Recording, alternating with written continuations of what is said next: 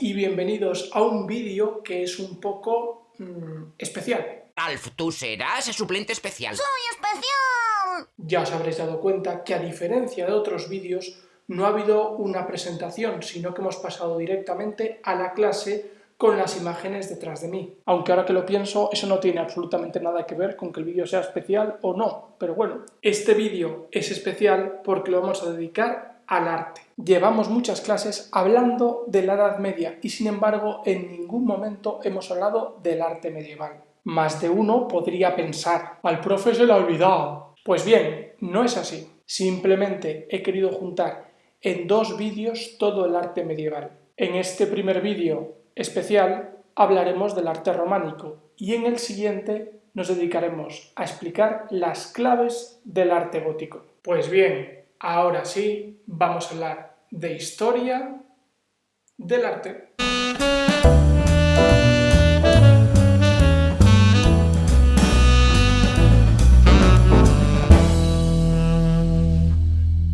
Antes de empezar nuestro estudio del románico es muy importante resaltar una idea. Tenemos que hacer un esfuerzo por relacionar lo que vamos a ver aquí con lo que ya hemos estudiado de la historia política, económica y social de la Edad Media. Y para recordarlo de una manera rápida y sencilla, no se me ocurre mejor manera que leer este texto que tengo aquí detrás de la historia del arte de Ernst Gombrich. Atención todos, que ahora sí voy a leer. Tras el fraccionamiento tardo-romano, el occidente europeo emprendió una larga marcha por el desierto de la historia.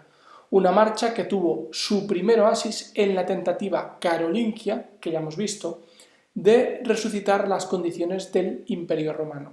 Aunque el intento fracasó, la organización carolingia favoreció la gestación de la sociedad feudal, que ya hemos explicado, y con ella la implantación de un sistema de gobierno unitario en una Europa erosionada por las invasiones y destrozada por la anarquía política. La propagación del feudalismo, que os voy a contar yo a estas alturas del feudalismo, durante el siglo X aceleró el fin de las invasiones y la implantación de un relativo estado de tranquilidad fronteriza. Los que se han llamado siglos del año 1000, el siglo XI y el siglo XII, son siglos de recuperación de tierras de labranza, de un considerable aumento demográfico, de cierta prosperidad económica, de pujanza en las ciudades, de importantes movimientos monásticos, de peregrinaciones, de cruzadas, de intercambios culturales entre las propias gentes cristianas y de estas con las musulmanas y las bizantinas. Son los siglos del despertar de Europa, de una Europa en la que domina el orden religioso que se convierte en cauce de pensamiento de los avances técnicos y de las creaciones artísticas. Y es ahí donde situamos el románico. Bueno, pues ahora que he terminado de leer ya no sé cómo seguir, ¿no? Bueno, bien, vamos a hablar de las características del románico y nos vamos a centrar única y exclusivamente en tres. La primera, tanto las construcciones como las representaciones pictóricas y escultóricas tenían una finalidad fundamentalmente religiosa. 2. Se puede hablar de un estilo artístico internacional, pues con sus distintas variantes se expandió por toda Europa, hecho que no sucedía desde la caída del Imperio Romano. 3. La pintura y la escultura tenían una función fundamentalmente ornamental, es decir, decorativa. Estaban al servicio de la gran manifestación artística del románico, la arquitectura. Nos centramos ya en el arte y de lo primero que vamos a hablar es de los elementos arquitectónicos. Lo que estáis viendo aquí detrás es el plano de una iglesia románica y en concreto es el plano de la Catedral de Santiago de Compostela. Ahora bien, en Historia del Arte no hablamos de planos, sino de plantas. Y desde la época del Imperio Bizantino sabemos que la que tenemos aquí detrás es una planta de cruz latina. En fin, pues aprovechando este dibujo que tenemos aquí atrás, vamos a ir viendo una a una las distintas partes de las iglesias románicas. A los pies tenemos el Nartes, un vestíbulo reservado para los catecúmenos y para algunos penitentes. Si seguimos avanzando, tenemos el cuerpo principal dividido en tres naves, 2 laterales y una central. Ese cuerpo principal está atravesado por otro que conocemos con el nombre de transepto, y el lugar donde se produce esa intersección recibe el nombre de crucero. Vamos a hablar ahora de esa especie de semicírculo que tiene la iglesia en la parte superior. Recibe el nombre de ábside y de él nos interesan 3 elementos: el altar mayor, la girola y las absidiolas. El altar es donde tiene lugar el principal acto de la liturgia cristiana, la Eucaristía. Las pequeñas capillas que están situadas a lo largo del ábside reciben el nombre de absidiolas. La girola es un elemento propio de las iglesias de peregrinación y es ese espacio, ese pasillo que está entre el altar y las capillas laterales del ábside. Es cierto que en este dibujo de la iglesia palentina de San Martín de Fromista faltan algunos elementos de los que hemos estudiado en la planta anterior. Nos faltan las absidiolas y la girola. Al mismo tiempo hay algunos elementos que no hemos visto en la planta, como es el caso de las torres o del cimborrio.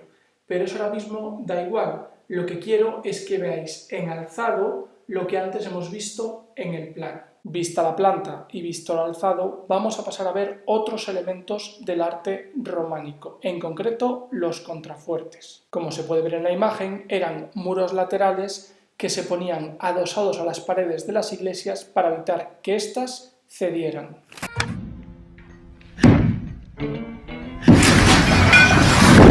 Otro de los elementos característicos del arte románico es el arco de medio punto que estáis viendo en imagen. No me voy a detener en ellas, pero veis que está dividido en partes.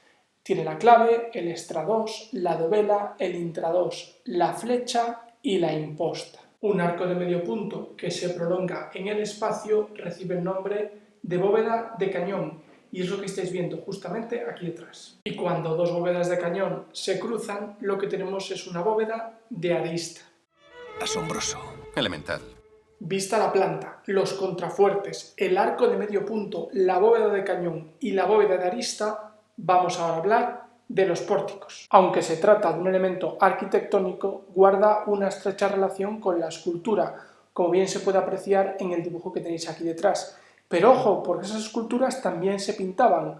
Por lo tanto, en los pórticos tenemos las 3 manifestaciones artísticas del románico. Dicho esto, vamos a ir explicando sus partes de abajo a arriba. Para empezar, vamos a saltarnos los 2 que tenéis en la parte inferior. No me interesa de momento la jamba pedestal y el parteluz en este dibujo tiene un problema y es que está mal señalado. Por eso más adelante, cuando veamos un pórtico románico, os diré dónde está realmente el parteluz. Los siguientes 2 elementos son la jamba columna y la jamba figura.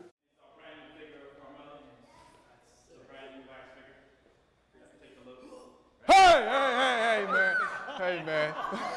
No hay que complicarse mucho las cosas. En el fondo estamos ante una puerta. ¿Y cómo llamamos a los elementos laterales de las puertas?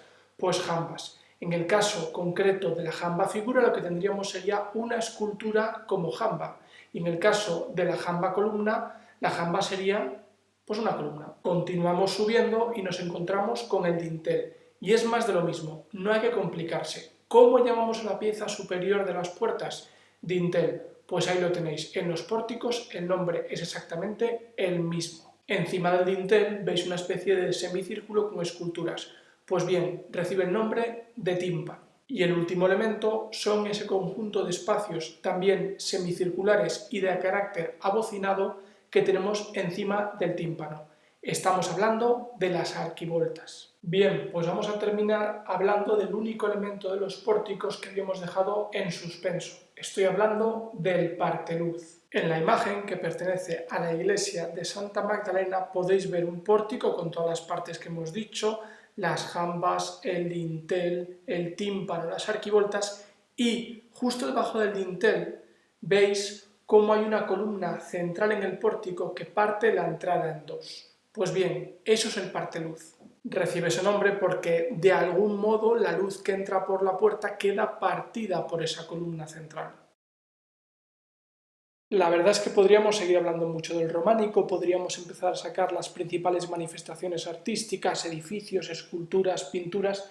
Sin embargo, vamos a dejar el vídeo aquí, porque me interesa guardarme esas obras para lo que vamos a hacer los próximos días en clase, que va a ser analizar, analizar y analizar. La práctica va a ser, por tanto, la mejor manera de afianzar esos conocimientos que hemos adquirido en esta clase.